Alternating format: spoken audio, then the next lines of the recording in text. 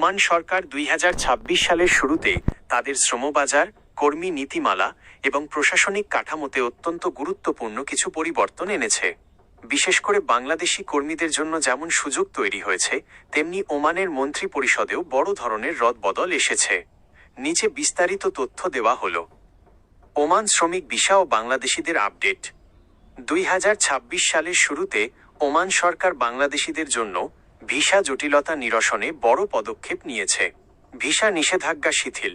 দীর্ঘদিনের সাময়িক নিষেধাজ্ঞার পর ওমান সরকার প্রকৌশলী, ডাক্তার, নার্স, শিক্ষক, হিসাবরক্ষক এবং উচ্চ দক্ষতা সম্পন্ন কর্মীদের জন্য ভিসা চালু করেছে।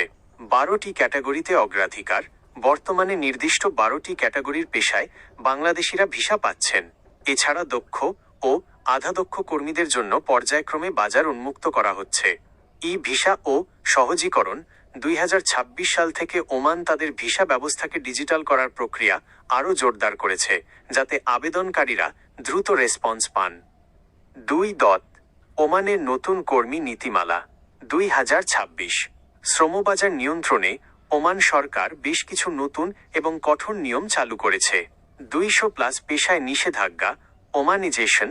ওমান সরকার প্রায় 200টির বেশি পেশায় বিদেশি কর্মী নিয়োগ নিষিদ্ধ করেছে। এই পদগুলোতে শুধুমাত্র ওমানি নাগরিকদের নিয়োগ দেওয়া হবে। এর মধ্যে রয়েছে মানব সম্পদ, জনসংযোগ, কাস্টমার সার্ভিস এবং সাধারণ প্রশাসনিক পদ। পেশাগত যোগ্যতা যাচাই, প্রফেশনাল অ্যাক্রেডিটেশন। এখন থেকে ওমানে প্রবেশের আগেই কর্মীদের শিক্ষাগত ও পেশাগত সনদ যাচাই করা বাধ্যতামূলক। প্রকৌশল, লজিস্টিক্স এবং অ্যাকাউন্টিংয়ের মতো পেশায় সনদ যাচাই ছাড়া আর ভিসা দেওয়া হচ্ছে না।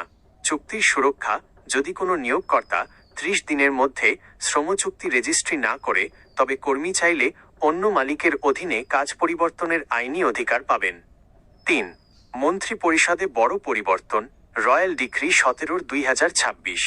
ওমানের সুলতান হাইথাম বিন তারিক 12 জানুয়ারি 2026 তারিখে এক রাজকীয় ফরমান, রয়্যাল ডিক্রি জারি করে মন্ত্রী পরিষদে ব্যাপক রদবদল করেছেন। অর্থনৈতিক বিশেষ গুরুত্ব। সুলতান তার পুত্র সাইয়েদ তেয়াজিন বিন হাইথামকে অর্থনৈতিক বিষয়ক উপপ্রধানমন্ত্রী হিসেবে নিযুক্ত করেছেন। এটি ওমানের অর্থনৈতিক সংস্কার বা ভিশন 2040 বাস্তবায়নে বড় সংকেত। মন্ত্রণালয় একীভূতকরণ। শিক্ষা মন্ত্রণালয় এবং উচ্চ শিক্ষা, গবেষণা ও উদ্ভাবন মন্ত্রণালয়কে একীভূত করে একটি শক্তিশালী শিক্ষা মন্ত্রণালয় গঠন করা হয়েছে। নতুন নিয়োগ। বাণিজ্য, শিল্প ও বিনিয়োগ মন্ত্রী হিসেবে আনোয়ার বিন হিলাল আল জাবরি এবং অর্থনীতি মন্ত্রী হিসেবে খামিজ বিন সাইফ আল জাবরি নিয়োগ পেয়েছেন। এক নজরে গুরুত্বপূর্ণ তথ্য। বিষয় আপডেট। নতুন ভিসা দক্ষ ও পেশাজীবীদের জন্য উন্মুক্ত। সনদ যাচাই বাধ্যতামূলক। ভুয়া সনদ দিলে আজীবন নিষেধাজ্ঞা। 200টি সাধারণ পেশায় বিদেশিরা কাজ করতে পারবে না। মন্ত্রী পরিষদ। অর্থনীতি ও বিনিয়োগ বৃদ্ধিতে নতুন নেতৃত্ব আনা হয়েছে। সতর্কতা।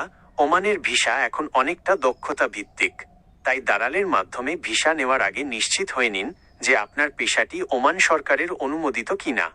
আপনি কি ওমানের কোনো নির্দিষ্ট কোম্পানি বা ভিসার মেয়াদ যাচাই করার নিয়ম সম্পর্কে জানতে চান?